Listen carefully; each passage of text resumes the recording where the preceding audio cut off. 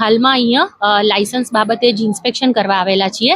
આ સદર જે વેપારી છે તેઓ દ્વારા માર્ચ મહિનામાં અરજી કરવામાં આવેલ છે, પરંતુ દસ્તાવેજી પુરાવો પૂરતા ન હોવાના કારણે તેમની અરજી પરત મોકલવામાં આવેલ. જે ચેક વેપારીએ જ કરવાનું હોય છે, પરંતુ તેઓ દ્વારા ન કરવામાં આવેલું હોય એઓની અરજી હાલમાં રિજેક્ટ કરવામાં આવેલી હોવાથી અત્યારે એમનો બિઝનેસ બંધ કરાવીએ છીએ. એટલે અરજી રદ કરવામાં આવી છે એટલે એવું માની શકાય કે એમની પાસે અત્યારે ફૂડ સેફ્ટી લાયસન્સ નથી?